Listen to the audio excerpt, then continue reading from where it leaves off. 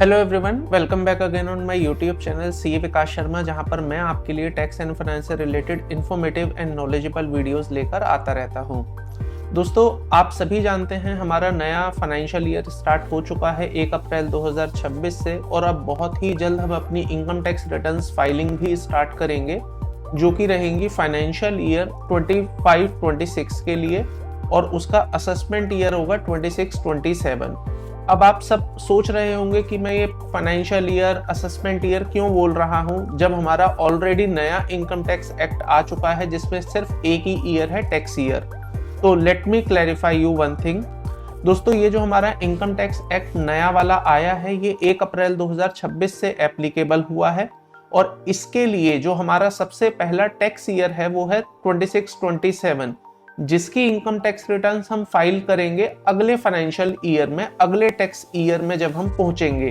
तो इसका मतलब जो रिटर्न्स आप जून 2027, जुलाई 2027, अगस्त 2027 में फाइल करेंगे, वो आपकी रहेंगी फॉर अ टैक्स ईयर 26-27। तो जो रिटर्न्स आप इस फाइनेंशियल ईयर में फाइल करने वाले हैं, आई मीन टू से जून, जुलाई, अगस्त, सितंबर 2026 में जो आप आईटीआर फाइल करेंगे, वो आईटीआर आपकी रहेंगी फाइनेंशियल ईयर 25-26 की, जिसका की असेसमेंट ईयर होगा 26-27। और ये सभी आईटीआर आप पुराने प्रोविजंस के हिसाब से, पुराने इनकम टैक्स एक्ट के हिसाब से ही फाइल करेंगे। तो आज के इस वीडियो में हम बात करने वाले हैं इनकम टैक्स डिपार्टमेंट द्वारा, सीबीडीटी द्वारा जो इनकम टैक्स रिटर्न्स के फॉर्म्स होते हैं वो नोटिफाई कर दिए गए हैं। तो कौन सा फॉर्म किसके लिए एप्लीकेबल होगा, किस नेचर ऑफ इनकम के बेसिस पर, किस हेड ऑफ इनकम के बेसिस पर आप कौन सी वाली आईटीआर में अपना आईटीआर फाइल करेंगे। आप सब जानते हैं there are 7 forms of income tax return, और एक और फॉर्म आता है जिसको अपडेटेड रिटर्न के नाम से जानते हैं। तो टोटल मिलाकर 8 फॉर्म हो जाते हैं।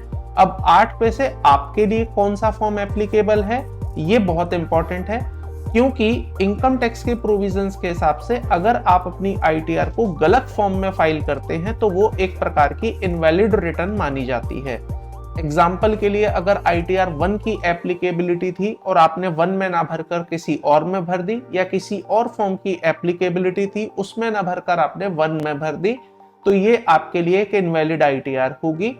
आप ये गलती ना करें, इसके लिए आपको समझना पड़ेगा कि आपके नेचर ऑफ इनकम के बेसिस पर, आपके जो सोर्स ऑफ इनकम्स हैं, हेड ऑफ इनकम है, ओवरऑल आपकी जो इनकम है वो कहां कहां से आ रही है, उसके हिसाब से आपको आइडेंटिफाई करना पड़ेगा कि आपके लिए सही आईटीआर का फॉर्म कौन सा है। अब देखिए, वैसे तो ज्यादातर लोग अपनी इनकम टैक्स रिटर्न किसी प्रोफेशनल कंसल्टेंट या किसी अकाउंटेंट से फाइल करवाते हैं, तो वहां पर तो उस प्रोफेशनल की, कंसल्टेंट की, अकाउंटेंट की रिस्पॉन्सिबिलिटी है कि वो सही फॉर्म का सिलेक्शन करे। लेकिन अगर आप अपनी आईटीआर खुद से भरना चाहते हैं, जो कि आप भर सकते हैं, तो ऐसे में आपको ये पता होना चाहिए कि आपके लिए सही फॉर्म कौन सा है। आज के सेशन में हम सिंपल एक ही बात करेंगे, कौन सा फॉर्म आपके लिए एप्लीकेबल होने जा रहा है। दोस्तों, वीडियो पर हम आगे बढ़ें इससे पहले मैं बस आपको एक छोटी सी चीज बोलना चाहूंगा। अगर आप मेरे इस चैनल पर नए आए हैं और आपने अभी तक चैनल सब्सक्राइब नहीं किया है, तो प्लीज चैनल को सब्सक्राइब कर लीजिएगा, एंड बेल आइकन को भी प्रेस कर दीजिएगा, ताकि मेरे द्वारा लाए गए लेटेस्ट वीडियोस के नोटिफिकेशंस आपको मिलते रहें। दोस्तों, आइए आज का सेशन करते हैं start. ITR form for the assessment year 26-27, जो कि सीबीडीटी द्वारा नोटिफाई कर दिए गए हैं। लास्ट ईयर ये फॉर्म काफी लेट आए थे, जिसकी वजह से बाद में ड्यू डेट को भी बढ़ाया गया था। बट इस बार ऐसा हुआ है कि फाइनेंशियल ईयर खत्म होने से पहले ही इन्होंने सभी के सभी इनकम टैक्स रिटर्न्स के फॉर्म्स नोटिफाई कर दिए हैं।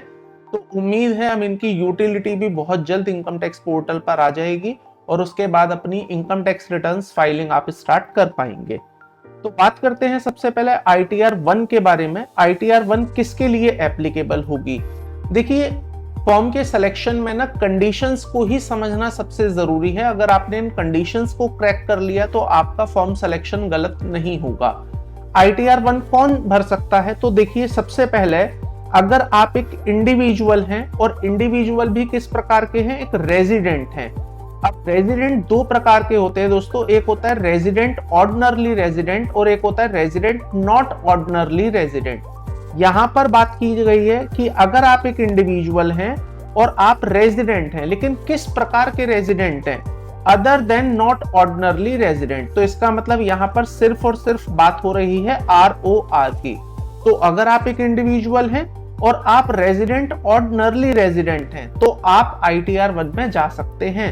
लेकिन सिर्फ ये एक कंडीशन नहीं है, इसके साथ में there are certain conditions as well जो आपको फुलफिल करनी पड़ेंगी, तब जाकर क्लियर होगा कि आप ITR 1 के लिए एलिजिबल हैं या नहीं हैं। So the second condition is आपकी जो टोटल इनकम है वो 50 लाख तक होनी चाहिए। अब यहाँ पर बड़ा कंफ्यूजन रहता है लोगों को कि सर ये जो टोटल इनकम है वो कौन सी होगी, ग्रॉस टोटल इनकम होगी या नेट टैक्सेबल इनकम होगी। ग्रॉस टोटल इनकम में से जब डिडक्शंस माइनस करते हैं तो हमारे पास नेट टैक्सेबल इनकम बचती है। अगर आप न्यू रिजीम ऑप्ट करते हैं तो वहां डिडक्शन होती ही नहीं है, तो जो आपकी ग्रॉस टोटल इनकम है इटसेल्फ वही नेट टैक्सेबल इनकम बन जाती है, because there were no deductions in a new regime. तो यहां पर हमें जो 50 लाख का क्राइटेरिया चेक करना है वो उस इनकम पर चेक करना है जो मेरी आफ्टर ऑल डिडक्शंस है। आई मीन टू से नेट टैक्सेबल इनकम मेरे को यहाँ पर देखनी है, क्या वो मेरी 50 लाख तक है या नहीं। अगर तो वो 50 लाख तक है और ऊपर की कंडीशन अगर आप पूरी कर रहे हैं तो आप ITR 1 में आ सकते हैं। लेकिन रुकिए, there is third condition as well जो आपको समझनी पड़ेगी। तीसरी कंडीशन में लिखा है कि जो आपकी इनकम है वो कहां से आनी चाहिए।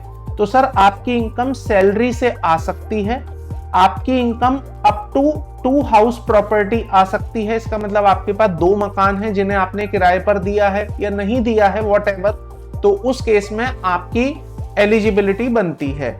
आपकी इनकम अदर सोर्सेस से आ सकती है, लाइक डिविडेंड की इनकम हो सकती है, इंटरेस्ट की इनकम हो सकती है, कोई छोटा मोटा कमीशन इनकम है जिसको कि आप अदर सोर्स में रिपोर्ट करना चाहते हैं by not availing any expenses against that income, तो वो आप अदर सोर्स में रिपोर्ट करके एलिजिबल हो सकते हैं।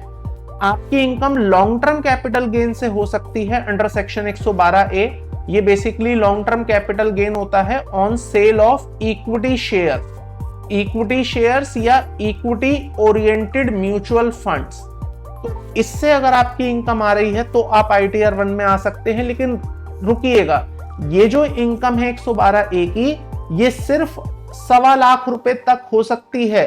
तो आप सब जानते हैं 2024 में अमेंडमेंट आई थी कि long term capital gain on sale of equity oriented mutual fund और equity shares under section 112A 1.25 lakh रुपए तक कोई टैक्स नहीं लगेगा। तो अगर आपकी इनकम इस सेक्शन में 1.25 लाख रुपए तक है तो आप ITR 1 में आ सकते हैं by showing that income as an exempt income. लेकिन अगर आपकी इनकम 1,30,000 हो गई तो आप ITR 1 में नहीं आ सकते हैं, क्योंकि यहाँ कंडीशन है आपकी इनकम सैलरी से हो सकती है, 2 मकानों से हो सकती है, इंटरेस्ट से हो सकती है और long term capital gain 112A में हो सकती है, लेकिन 1.25 लाख रुपए तक। अगर इससे ज्यादा है तो आप ITR 1 में नहीं आ सकते हैं। और साथ ही साथ आपकी एग्रीकल्चर इनकम अगर है कोई तो वो 5,000 तक ही होनी चाहिए। अगर आपकी एग्रीकल्चर इनकम 10,000 है, 20,000 है, 1 लाख है, 2 लाख है तो again ITR 1 is not for you. तो सिलेक्शन बहुत जरूरी है दोस्तों। ITR कौन से फॉर्म में फाइल करनी है? ITR तो फाइल बाद में होगी, पहले सिलेक्शन होगा। That is the most important thing. ITR 1 में कौन आ सकता है? तो देखिए, इंडिविजुअल आ सकता है, resident, ordinarily resident, income 50 lakh से ज्यादा नहीं होनी चाहिए ओवरऑल इनकम। दूसरी बात, इनकम सैलरी से हो सकती है, 2 मकानों से हो सकती है, इंटरेस्ट अदर सोर्सेज डिविडेंड से हो सकती है, long term capital gain under section 112A से हो सकती है but maximum of 1.25 lakh, and agriculture income should not exceed ₹5,000 in a year. तो अगर आप ये सभी कंडीशंस पूरी करते हैं then you are eligible for filing of income tax return in form number 1। I hope मैं यहां तक आपको क्लियर हो पाया होगा। नाउ बात करते हैं ITR 2 में कौन आएगा सर। तो सर ITR 2 में इंडिविजुअल्स आएंगे, HUF आएंगे। अब यहां पर समझिएगा, HUF ITR 1 में नहीं जा सकते हैं। तो HUF हो अगर आप तो ITR 2 में ही रहोगे। 3 में जा सकते हो, 4 में भी देखेंगे जा सकते हैं या नहीं, बट ITR 1 में आप नहीं जा सकते। तो अगर आप एक इंडिविजुअल हैं या HUF हैं और आपकी इनकम PGBP से नहीं होती है तो सर पीजीबीपी से अगर नहीं होती है तो कहां से होती है? तो देखिए इनकम के 5 हेड होते हैं। एक होता है सैलरी, एक होता है हाउस प्रॉपर्टी, एक होता है कैपिटल गेन, एक होता है पीजीबीपी और एक होता है पीजीबीपी और एक होता है हमारा लास्ट अदर सोर्स। तो यहां पर ITR 2 में कहा गया है कि आप इंडिविजुअल हो और HUF हो, दोनों में से चाहे कोई भी हो।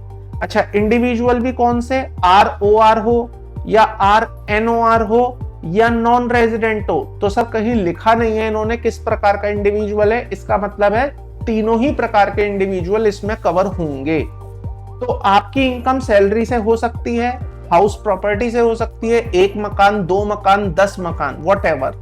कैपिटल गेन से हो सकती है, चाहे 111A में हो रही है, चाहे 112A में हो रही है, चाहे 112 में हो रही है, किसी भी प्रकार का कैपिटल गेन आपका है। या आपकी इनकम अदर सोर्सेस से हो रही है, interest, dividend etcetera, anything. Lottery की इनकम हो सकती है, देन गैम्बलिंग की इनकम हो सकती है, किसी भी प्रकार की अगर आपकी इनकम है तो आप इसमें आ सकते हैं। बस आपकी पीजीबीपी की इनकम नहीं होनी चाहिए। इसका मतलब आपका बिजनेस नहीं होना चाहिए, आपका प्रोफेशन नहीं होना चाहिए। अगर आप ये कंडीशन पूरी करते हैं, irrespective of limit of income, irrespective of the quantum of income, irrespective of the source of income except the PGBP, आप ITR 2 में अपनी ITR फाइल कर सकते हैं। तो ITR 2 is for those cases जहां पर आप इस कंडीशन को पूरा कर रहे हैं। तो इसका मतलब यहां पर आपको ज्यादा दिमाग लगाने की जरूरत नहीं है दोस्तों, बस अपने आप से एक सवाल पूछना है, क्या मैं बिजनेस करता हूं, क्या मैं प्रोफेशन में इन्वॉल्व हूं? आंसर आए नहीं तो आप आंखें बंद करिए और ITR 2 में चले जाइए। अगर आपका आंसर आए कि हाँ मैं बिजनेस भी करता हूं, प्रोफेशन भी करता हूं या दोनों में से एक करता हूं, तो ऐसे में ITR 2 is not for you. Clear है? Now come to ITR 3।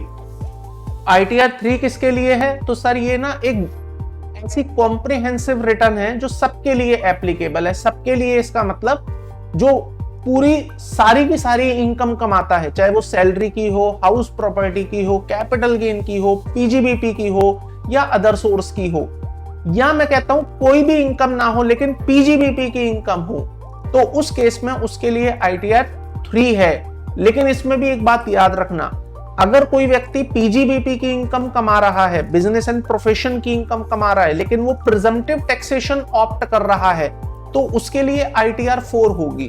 और अगर वो प्रिजम्पटिव ऑप्ट नहीं कर रहा है, वो बुक्स ऑफ अकाउंट्स मेंटेन कर रहा है या किसी और वजह से वो ITR 4 नहीं फाइल कर पा रहा है, तो वो ITR 3 में अपनी ITR फाइल करेगा।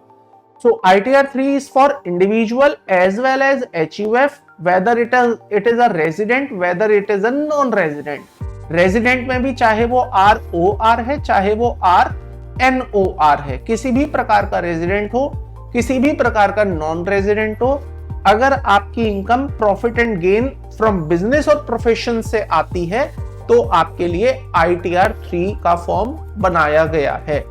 ITR 3 में दोस्तों आपको सैलरी भी मिलती है, हाउस प्रॉपर्टी का भी शेड्यूल है, कैपिटल गेन का भी शेड्यूल है, पीजीबीपी का भी शेड्यूल है और साथ के साथ अदर सोर्सेस का भी शेड्यूल है। पांचों इनकम हेड इसमें आपको देखने को मिलते हैं। तो ये एक कॉम्प्रिहेंसिव रिटर्न आप कह सकते हैं, सबसे बड़ा फॉर्म इसी का होता है। तो आपको समझना पड़ेगा कि आपके सोर्स ऑफ इनकम कहां से है, हेड ऑफ इनकम क्या है। Accordingly you will have to decide कि आपकी ITR का फॉर्म कौन सा होगा जिसमें आप अपनी ITR फाइल करने जाएंगे।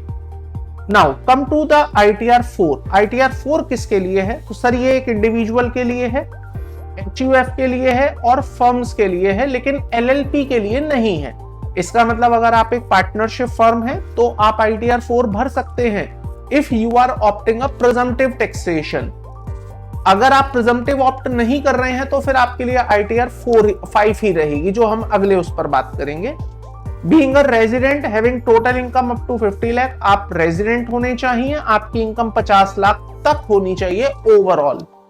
आपकी जो इनकम है बिजनेस एंड प्रोफेशन से आनी चाहिए, जो कि कंप्यूट हो रही है अंडर सेक्शन 44 AD, ADA और AE। यहां पर ये तीनों पुराने सेक्शन यूज किए गए हैं दोस्तों, क्योंकि हम जो ITR भर रहे हैं वो प्रीवियस ईयर 25-26 की भर रहे हैं, असेसमेंट ईयर 26-27 भर रहे हैं as per the old income tax act. तो यहाँ पर भी पुराने ही सेक्शन आपको यूज करने हैं, देखने हैं। जो अगले साल आप रिटर्न फाइल करेंगे उसमें आप नए सेक्शंस की बातें करेंगे। और आपकी जो इनकम हो सकती है वो लॉन्ग टर्म कैपिटल गेन से हो सकती है अंडर सेक्शन 112A, और वो भी 1.25 लाख रुपए तक ही हो सकता है। इससे ज्यादा है तो अगेन आप ITR 4 में नहीं आ सकते हैं, फिर आपको स्विच करना पड़ेगा ITR 3 में।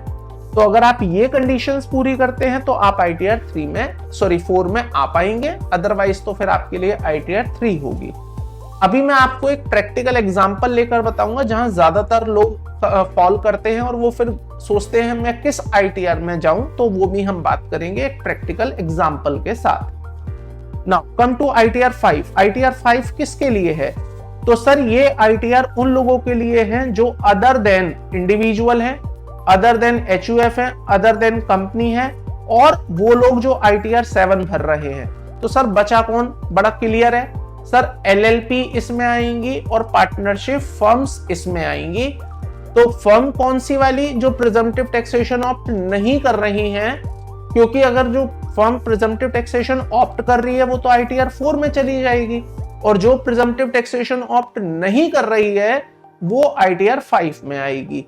तो सर इंडिविजुअल के लिए, अगर आप एक इंडिविजुअल हैं तो आप ITR 1, 2, 3, 4 में ही घूमते रहेंगे, 5, 6 की तरफ देखना भी मत।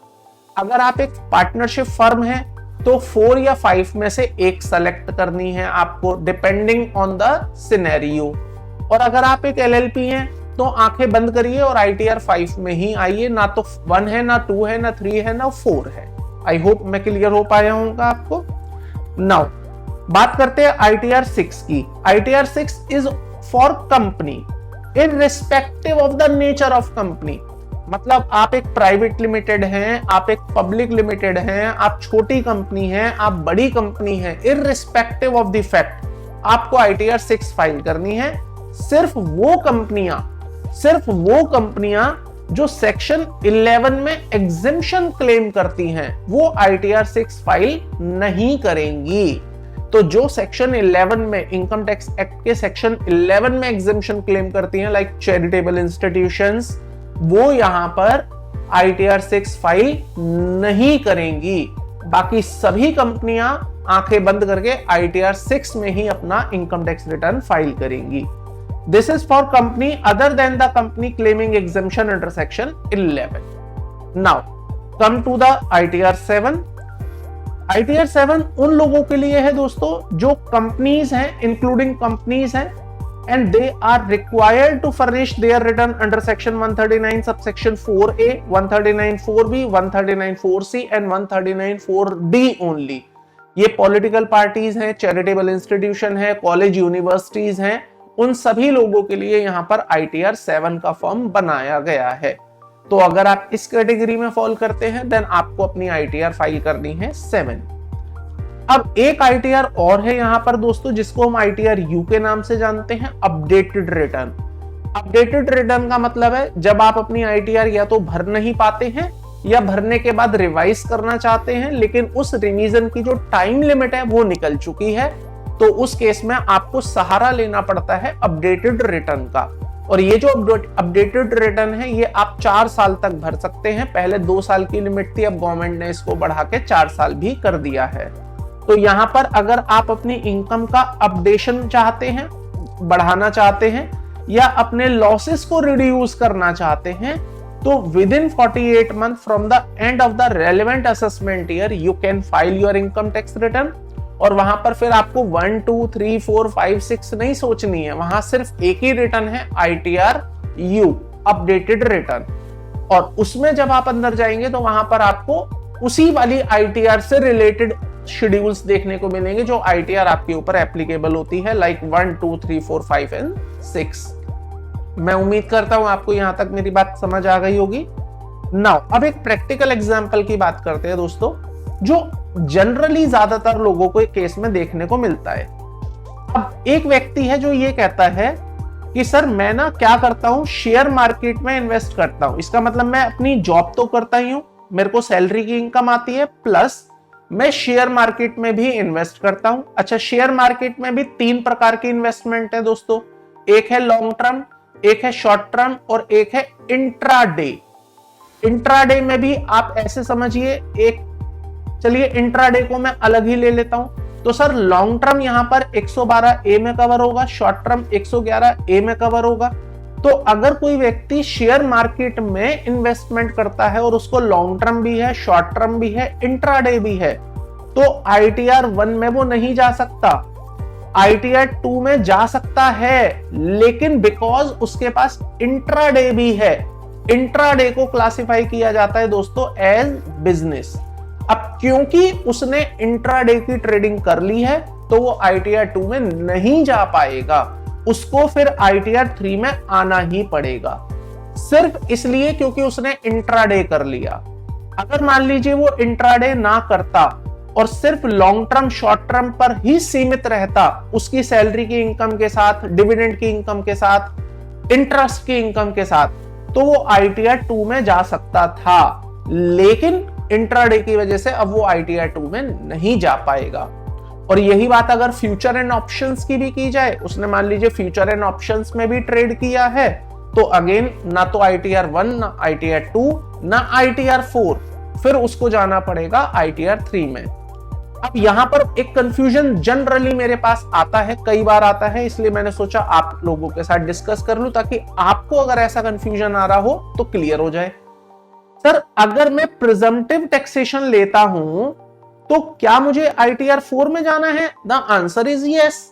लेकिन सर अगर मान लो प्रिजम्पटिव टैक्सेशन लेने के साथ साथ मेरी इंट्राडे में भी कोई ट्रेडिंग हुई है, मेरा F&O में भी कोई ट्रेड हुआ है, तो ITR 4 में तो मैं नहीं जा पाऊंगा, फिर मेरे को जाना पड़ेगा ITR 3 में।